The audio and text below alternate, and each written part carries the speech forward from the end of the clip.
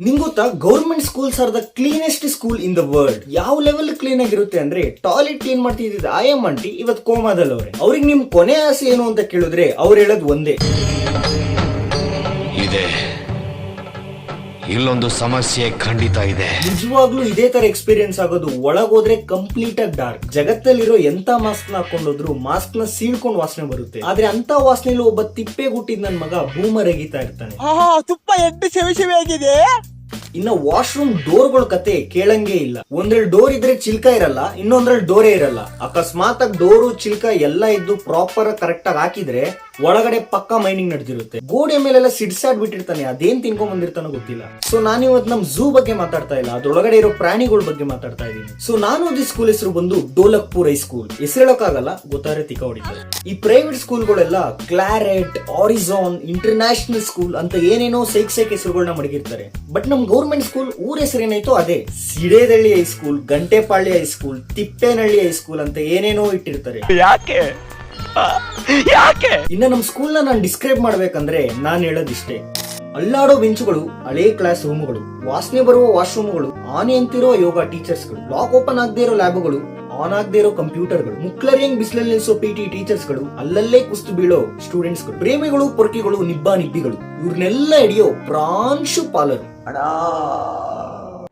ಇನ್ನು ನಮ್ ಝೂಯಿನ main character ಅಂದ್ರೆ ಸ್ಟೂಡೆಂಟ್ಸ್, ಇವರೆಲ್ಲ ಹೈಸ್ಕೂಲ್ ಮುಗಿತಿದ್ದಂಗೆ ಬೇರೆನೇ ರೂಪ ತಗೊಂಡ್ಬಿಡ್ತಾರೆ. ಅದರ ಮೊದಲನೇ ಟೈಪ್ ಬಂದು ಲುಕ್ ಮ್ಯಾಕ್ಸರ್. ಇವ್ನ ಹೈಸ್ಕೂಲ್ ಮುಗಿತಿದ್ದಂಗೆ ಕಾರ್ಟೂನ್ ಕ್ಯಾರೆಕ್ಟರ್ ಇಂದ ಓವರ್ ನೈಟ್ ಆನಿಮೆ ಕ್ಯಾರೆಕ್ಟರ್ ಆಗ್ಬಿಡ್ತಾನೆ. ಸ್ಕೂಲ್ ಅಲ್ಲಿ ಇರುವ ಪಾಂಡು ತರ ಇದ್ದವನು ಮುಗಿತಿದ್ದಂಗೆ 6 ಪ್ಯಾಕ್ ಮಾಡ್ಕೊಂಡು ಇನ್ಸ್ಟಾಗ್ರಾಮ್ ಅಲ್ಲಿ ತಿಪ್ಪೇಸ್ವಾಮಿ ಅಂತ ಇದ್ದಿದ್ದ ಹೆಸರನ್ನ ಜಸ್ಟ್ ಕಾಲ್ ಮಿ ತೀರ್ತ್ ಅಂತ ಮಾಡ್ಕೊಂಡವನು. ಇನ್ನ ಹಳೆ ತಟ್ಟೆ ಬ್ಯಾಗ್ ಅಲ್ಲಿ ಹಿಡ್ಕೊಂಡು ಬುಕ್ ತುಂಬಾ ರಂಗೋಲಿ ಬಿಡಿಸ್ತಿದ್ದ ಹುಡುಗಿ ಇವತ್ತು ಜಿಮ್, ಫ್ಯಾಷನ್, ಮೇಕಪ್ ಅಂತ ಏನೇನೋ ಅಪ್ಗ್ರೇಡ್ ಆಗಿ ಇನ್ಸ್ಟಾಗ್ರಾಮ್ ಅಲ್ಲಿ ಇನ್ಫ್ಲೂಯೆನ್ಸರ್ ಆಗ್ಬಿಟ್ಟವಳೆ. ಯಾವ್ಯಾವ ಹುಡುಗರು ಸ್ಕೂಲಲ್ಲಿ ಅವಳನ್ನ ಇಗ್ನೋರ್ ಮಾಡಿ ಹೋಗೆ ಜಾತ್ರೆ ಅಂತ ಹೇಳ್ತಿದ್ರು, ಅವರೆಲ್ಲ ಇವತ್ತು ಅವಳು DM ಅಲ್ಲಿ ಬಿದ್ದೋರ್ ಗುರು. ಯೋ, ನೀನು ಅಂದ್ರೆ ಭೂಮಿ ಆಕಾಶ ಒಂದ್ ಮಾಡ್ಬಿಡ್ತೀನಿ, ನಕ್ಷತ್ರ ನಿನ್ ಕೈಯಲ್ಲಿ ಇಡ್ತೀನಿ. ಶೆಡ್ಡಿಲಿರೋ ಒಂದೊಂದು ತೂತಿಗೂ ಒಂದೊಂದು ರೂಪಾಯಿ ಕೊಡ್ತೀನಿ ಅಂದ್ರು ಈ ನನ್ ಮಗ 1 ಕೋಟಿ ರೂಪಾಯಿ ಕೊಡ್ಬೇಕು ಅಂದ್ರೂ ಇವನ್ ಭೂಮಿ ಆಕಾಶ ಒಂದ್ ಮಾಡ್ತಾನಂತೆ. ಇನ್ನ ಸೆಕೆಂಡ್ ಟೈಪ್ ಬಂದು ಫಾರಿನ್ ದೊರೆ. ಈ ಪ್ರಾಣಿ ಬಗ್ಗೆ ಮಾತಾಡಕ್ ನನ್ನ ಹತ್ರ ಮಾತೇ ಇಲ್ಲ. ಆಯುಧ ಪೂಜೆ ದಿನ ಕುಂಬಳಕಾಯಿ ಹೊಡೆದ ಕಾಸಾಯ್ಕೊಳಕಂತಾನೆ ಹುಟ್ಟಿರ ಅಂತ ನನ್ ಮಗ ಇವನು. ಸ್ಕೂಲ್ ಮುಗಿತಿದ್ದಂಗೆ ಬ್ಯಾಗಿ ಪ್ಯಾಂಟ್ಸ್, ಬ್ಯಾಗಿ ಶರ್ಟ್ಸ್, ಕೈಯಲ್ಲಿ ಐಫೋನ್. ನನ್ಗೆ ಇಲ್ಲಿ ಒಂದ್ ಅರ್ಥ ಆಗ್ತಾ ಇಲ್ಲ. ಐಫೋನ್ ತಗೊಂತಾರೆ, ಆದ್ರೆ ಹಾಕದ್ ಸ್ನಾಪ್ಚಾಟ್ ಫಿಲ್ಟರ್ಸ್. ಸ್ಕೂಲ್ ಅಲ್ಲಿ ಇರುವಾಗ 10 ರೂಪಾಯಿ ಗೋಬಿನ ಕಿತ್ತಾಡ್ಕೊಂಡ್ ತಿಂತಿದ್ದವನು ಕಾಲೇಜ್ ಹೋದ್ಮೇಲೆ ರೆಸ್ಟೋ ಬಾರ್ ಅಲ್ಲಿ ಫೋಟೋಸ್ ಹಾಕ್ತವನೆ, ಅದು ಗರ್ಲ್ ಫ್ರೆಂಡ್ ಜೊತೆ. ಇವ್ನ್ ಕಿತ್ತೋಗಿರೋ ಅರ್ಧ ಬರ್ಧ ಇಂಗ್ಲಿಷ್ ಕೇಳೋದ್ ಹೆಂಗ್ ಬಿದ್ಲೋ ಗೊತ್ತಿಲ್ಲ. ಇನ್ನವ್ರ ಅಪ್ಪನ್ ಪಾಪ ಒಂದ್ ಪಂಚರ್ ಅಂಗಡಿ ಇತ್ತು. ಈ ನನ್ ಮಗ ಅವ್ರಿಗೆ ಏನಂತ ಹೇಳಿರ್ತಾನಂದ್ರೆ, my father is software developer YONO.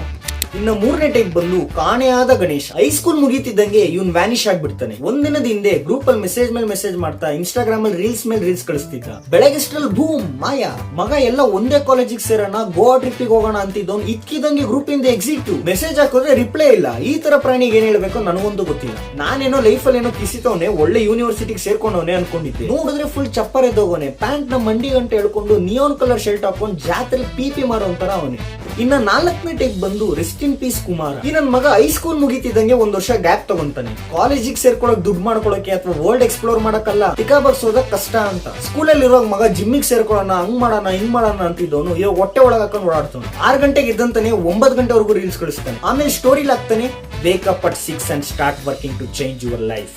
ಈ ಬ್ರೈನ್ಲೆಸ್ ನನ್ ಮಗು ಯಾರು ಹೇಳ್ತಾರೆ 6 ಗಂಟೆಗೆ ಇದ್ರೆ ಲೈಫ್ ಚೇಂಜ್ ಆಗಲ್ಲ, 6 ಗಂಟೆಗೆ ಇದ್ದು ವ್ಯಾಲ್ಯೂಯಬಲ್ ಕೆಲಸ ಮಾಡಿದ್ರೆ ಮಾತ್ರ ಲೈಫ್ ಚೇಂಜ್ ಆಗುತ್ತೆ ಅಂತ. ನಮ್ ಝೂ ಬಗ್ಗೆ ಮಾತಾಡ್ತಾ ಇದ್ರೆ ಮುಗಿಯೋದೇ ಇಲ್ಲ. ಸೊ ನಿಮಗೇನಾದ್ರೂ ಈ ವಿಡಿಯೋ ಚೂರಾದ್ರೂ ರಿಲೇಟೇಬಲ್ ಅನ್ಸೋದ್ರೆ ಆ ಲೈಕ್ ಬಟನ್ ಮೇಲೆ ಚಪ್ಪಲಿ ತಗೊಂಡು ಹೊಡೀರಿ. ಸೊ ಸಿಗೋಣ ಮತ್ತೊಂದು ವಿಡಿಯೋದಲ್ಲಿ. ಅಲ್ಲಿವರೆಗೂ ಟೇಕ್ ಕೇರ್, ಬಾಯ್ ಬಾಯ್.